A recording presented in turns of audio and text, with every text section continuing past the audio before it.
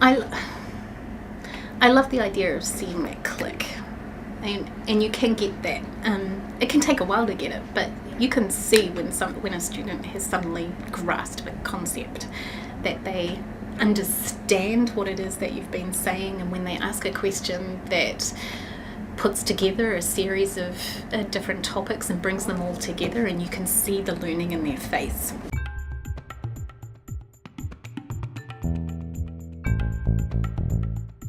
Based on my accent, I think you can tell that I am not from America. I'm from New Zealand, and I did my PhD and my postdoctoral work both in New Zealand. I was about a year into my postdoc when I decided that I should probably start practicing job interviews. So I saw the job at John Jay, which had an amazing international reputation. It had reached all the way out to New Zealand for my area in psychology. So I thought it would be fun to come and interview at New York, and I just got the job. So my advisors at the time essentially said, if you don't take that job, we're going to disown you. So I gave up the last part of my postdoc and moved to New York. I also love it when they're just interested. They're interested in psychology. That's my role. My role is to teach the next generation of psychological scientists. Like, one of those students that's in my classroom could be the person to discover the next big thing in psychology. And I remember that moment myself. Like, the way I teach, my entire approach to teaching is because of a teacher, my mentor, my PhD mentor, who I had in a third year classroom. I didn't want to be a psychologist. I wanted to be a journalist. I didn't want to do a PhD. I didn't want to do anything. But that person, that professor who was able to stand up in front of a large group of people and capture my attention, was responsible for what I do now. So I remember that moment myself, and I think I'm constantly looking to get that in some of the students in my classroom. I think I have a couple of points to say about teaching at John Jay, and the first is that I might be a little bit unusual as far as the fear of tenure experience goes. I was never somebody who was afraid of trying anything new. I was never afraid of teaching evaluations. I always believed that if I could introduce something that was going to help the students learn, then that was the key point, and that no matter what I did, I would be able to defend my decision to do that, as long as it was based on scientific principles. So as long as the things that I was trying to get introduced into my classroom were scientifically sound principles, that would be defensible no matter what happened. And I can talk about that there's been a massive increase in interest in testing lately, and not just as a way to see what students have learned, but as a way to get them to learn. There's been editorials in the New York Times and books coming out from Roddy Roediger, and all of his colleagues have been testing this idea of testing at elementary school right through to college. So I introduced it into my classroom, and the students hated it.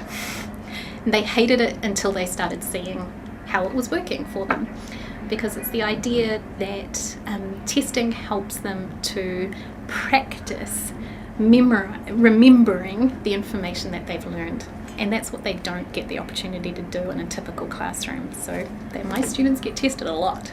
There are a couple of different things I do. So that really is only about their knowledge. Sure. What information I have taught them that they have retained, and their practice of getting that information back out of long-term memory. Mm-hmm. It really doesn't matter if I teach them effectively for 12, 16 weeks, and then 16 weeks later they can't remember a thing that I taught them. That's about practicing the remembering part. But it is only half the story. Psychology isn't about that. Psychology is really about doing. So that's the part that is fun for students. It's the research element to it. It's how you discover knowledge, and what we do as professionals in psychology. So that is also an experience that I'm trying to get my students. And I teach the core class, cognitive psychology, at Sci 200. It's usually the second semester of their first year. They don't know what psychology means at that point. So they're coming into my classroom for the first time truly bemused and upset to discover that psychology is not about how we fall in love, that there is way too much science and math for them, so it can be quite a shock. But I give them the experience of what it means to do my job.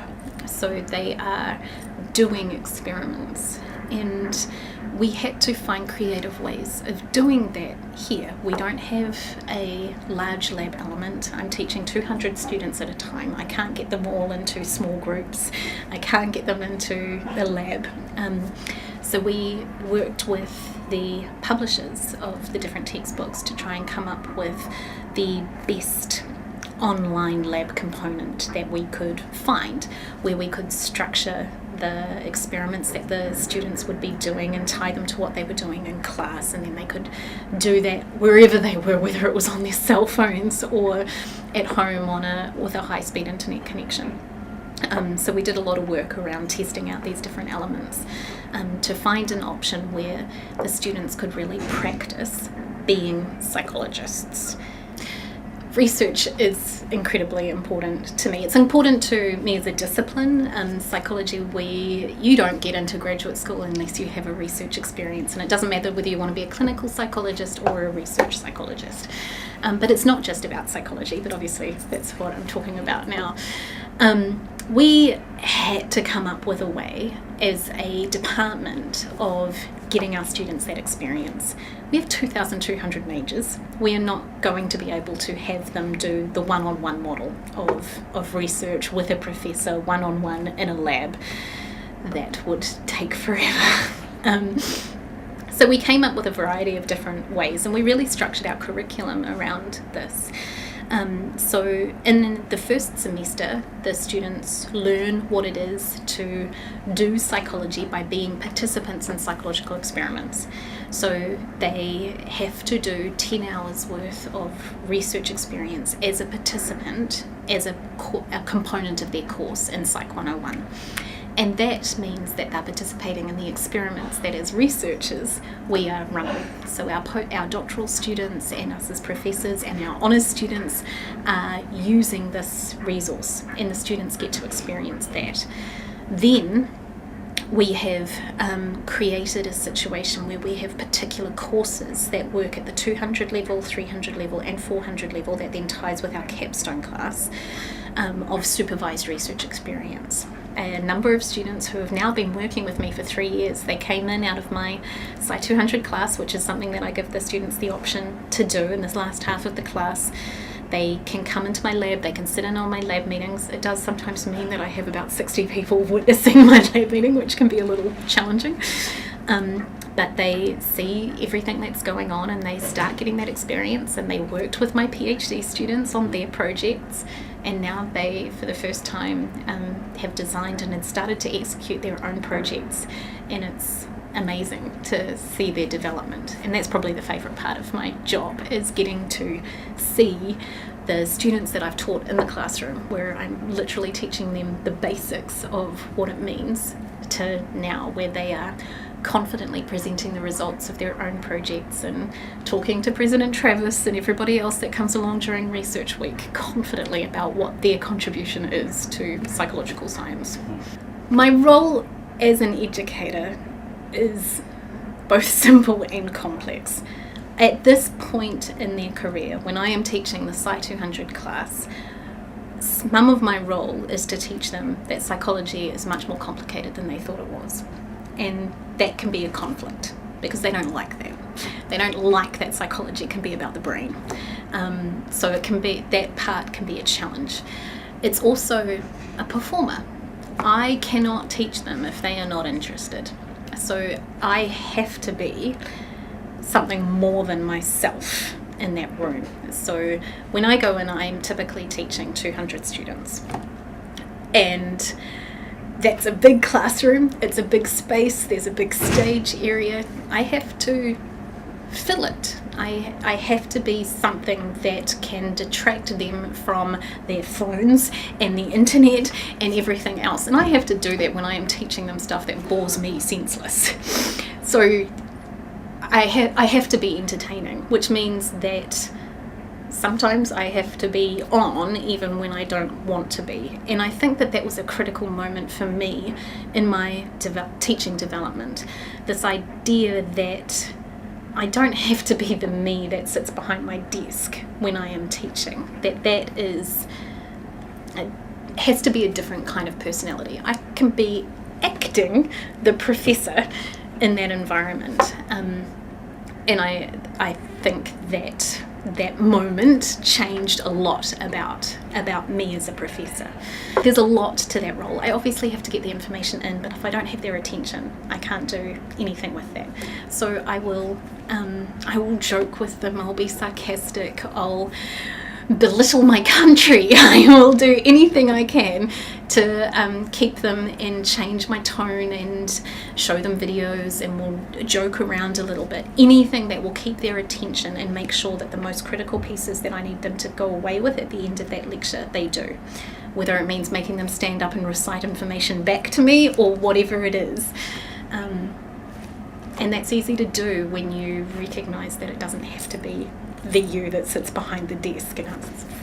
So I set the tone of this idea that this is okay. You can laugh at me, you can laugh at this, and I will laugh at myself.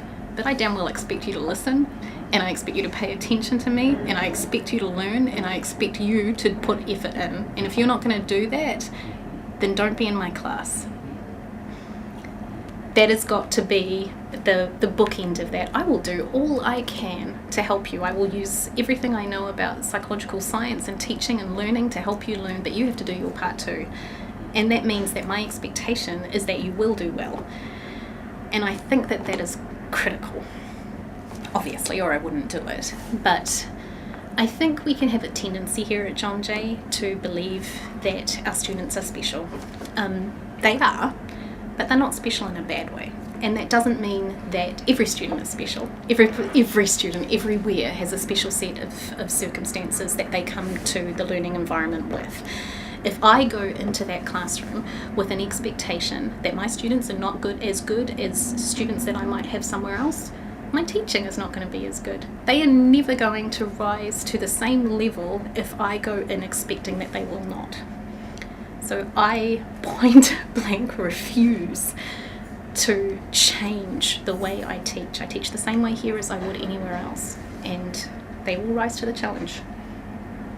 I have 2 of the J.K. Watson Fellows who are working with me in my lab, and a number of the other students who have gone on to win big awards, who knew nothing about that wanting to be what they wanted to do when they started. So I love that. I love seeing how their trajectories change when they're exposed to something.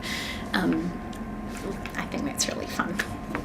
But one of my students who started working with me during the second semester of her freshman year is now working on a project that could have major implications for the way we examine people with post-traumatic stress disorder, or how we approach the treatment in this situation. And it was her idea. That's what's really fun about this. So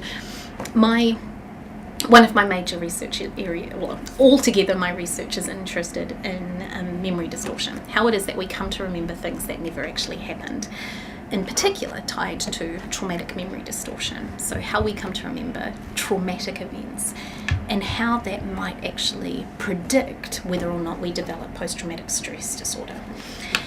And this student, who was shy and didn't know what she wanted to do and would barely contribute in class, started working with me in my lab. She worked with my PhD students on a series of different projects. She was one of our major RAs, putting in hour after hour after hour with community members. And one day we're sitting in a lab meeting and we're talking about what they might like to do for their honours projects, and she came out with this idea that it would be really interesting to see what people's expectations or their mindset at the time that they experienced a trauma, how that might affect their memory for the event later. And that is a really interesting question.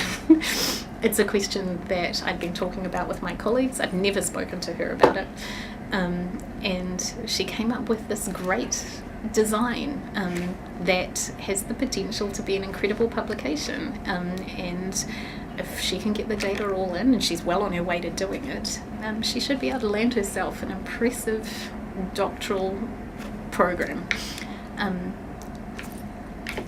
I like that. I love the idea of being in a classroom where people want to be there, where they recognise that education is a privilege. I think it should be a right, but it is also a privilege. And I think when you have experienced having to fight for education, I think you actually appreciate it a little bit more. And I feel that here. I do feel that here. And I love the diversity in the classroom in every way, in absolutely every way. The idea of being in a room with sometimes 100 different accents, and all those different perspectives that I wouldn't get anywhere else. I love being in an urban centre, especially in New York. The options that my students have, I'm talking about the way the brain works, and I can tell them, you know what, if you want to see how it actually works, go and look at so-and-so's brain. It's at blah blah blah museum.